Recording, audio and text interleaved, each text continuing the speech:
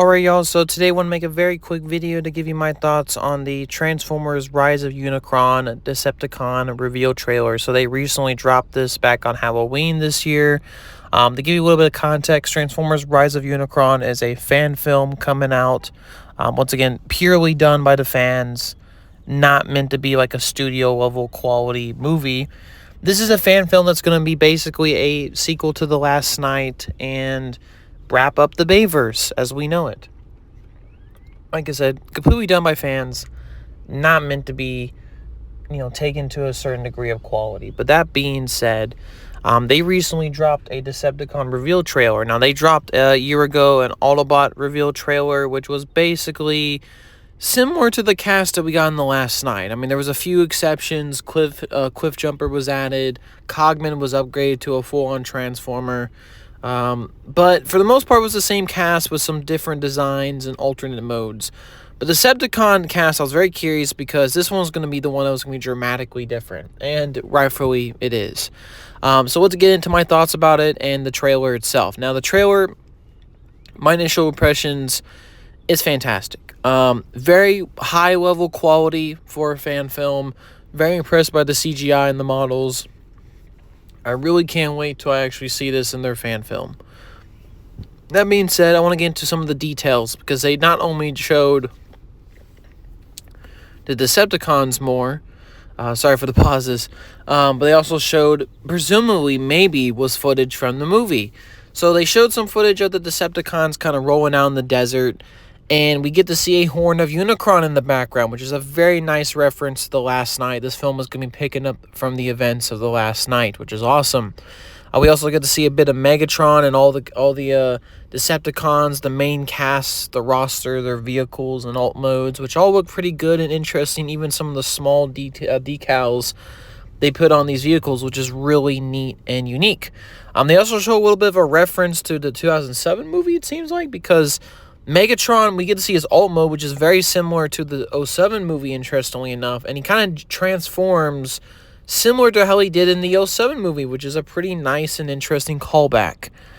That being said, now let's get into my thoughts on their designs themselves and the roster. So first, we have two main Decepticons from the previous movies coming back. The first one's Megatron, which pretty much looks similar to how he did in the Last Knight. They only tweaked his design here and there. I think they gave him some bigger shoulder pads and spikes. He also has a mace now as his weapon instead of the giant sword. And honestly, I'm not complaining. I think the Last Knight design looked pretty good. And I figured they would, like I said, this is more of a direct follow-up to The Last Knight, I'm assuming. So it would make sense for him to keep his design.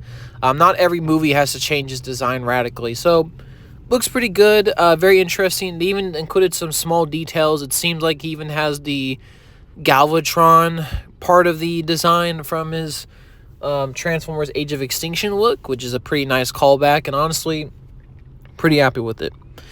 Next, we have Barricade. Barricade is coming back, which is amazing news. I was kind of curious if Barricade was going to show up because he appeared in the Last Knight, and he, of course, didn't die. He escaped that movie, so it would make sense that he would appear again, and yep, he does. But this time around, he has some slight differences in his model, and they changed his color scheme to becoming black and white like the first movie, and honestly, that's like a cherry on top, right? That's perfect design language. Very happy with that design choice.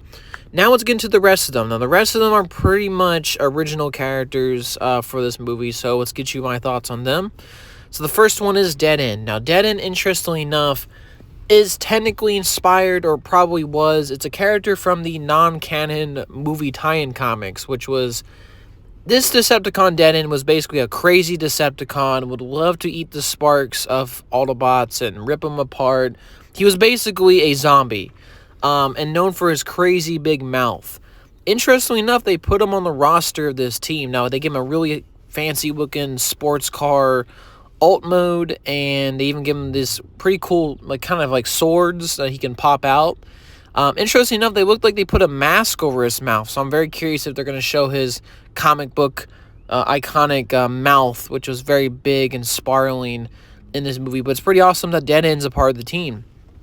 And like I said, he's still kind of an original character, but more inspired from an actual character, it seems like. Next, we have Psychon. Now, Psychon looks crazy, and I guess that was probably the purpose, right? Psychon looks like a alternate version of the Last Night Bumblebee, but just like a more crazy, insane version of the character. Like, he has a very sadistic look on his face the entire time. His alt mode is kind of fancy. Like it's like a sports car, but he's got some very nice details. And honestly, I really like this character. He seems really interesting and crazy. Very unsettling to have this figure on your shelf for sure if they ever do make figures of these guys. Next, we have Brunt, if I remember correctly. Now, this one has probably the most unique look out of all of them because he has a very much like a rustic look to him. His alt mode's like a half track pickup. Like, I don't know, I've never quite seen anything like it. But he's got like this very interesting kind of like visor. Reminds me of like the Halo CE Marines. It's a very interesting look to him, and he looks pretty cool. I really like his design. He seems like he's gonna have a very loud personality in the movie. The only thing I could really say that I don't like about this is the face. The face looks a bit too similar to the Last Night Megatron. Change up his face a little bit, but other than that, I like him, and I can't wait to learn more about him. Next, we have another character, kind of the big one, which is was called Warp Bomb. Now, they did show his design for this character earlier, I believe, and he had a drastically different design. He had like a giant claw in his hand, and he had more of a construction vehicle. Here, his alt mode's still a construction vehicle, but it's like attached to like a dump bed, like a pickup dump bed of sorts. Instead of the I think the claw attachment that was originally part of him. So his alt mode is changed as a result. He has like two massive cannons. He has like a gas mask kind of look to him, and he's very big and bulky. He seems like the tank of the group. But, you know, despite the changes, the only thing I really miss about this design is the fact that there is no claw a part of his design, which really sucks. I wish that was a part of his design because I think made him a little bit more unique. But that being said, I really like his look. I like how he looks in the trailer. The two plasma or ion cannons or whatever they are that he's having for weapons looks really cool, and I'm really excited. Now, finally, the last Decepticon that we're going to talk about they revealed in this trailer was Whiplash. Now, Whiplash is, interesting enough, kind of a rare character. She's a female Decepticon, which I can't remember any female Decepticons off the top of my head, at least according to the movies. So that's really cool stuff. I think having any kind of more female Transformers is always a good thing. She's of course a high-speed motorcycle, and her thing is, of course, since the name is called Whiplash, her weapon is going to be a whip. And honestly, I like her design. I have no qualms with it. I think she looks really good. She looks very small compared to the whole roster, which I think, I guess it lines up with how Bay would design female Transformers in a series, so this was probably more of a homage, but I do wish she was a little bit taller in the group. But overall, I think she looks great. I like the green. All the color use in this whole roster, I think, makes them all unique and makes them stand out. And I think, honestly, what was revealed in these original characters all look really good.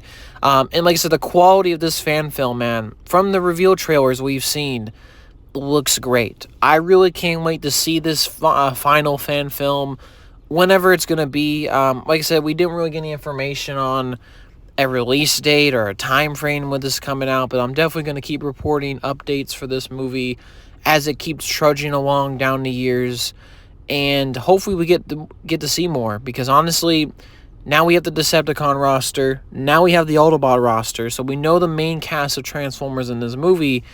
I think we're probably going to see maybe a trailer, or maybe we're going to see more behind the scenes or whatever for this movie, but regardless, I am really excited for this fan film, Transformers Rise of Unicron. I'm very impressed by the quality and the original characters and look, and I can't wait to see how this finishes the Bay universe. But yeah, overall, my thoughts on this Decepticon reveal trailer. Hopefully you all have a good day, and peace, y'all.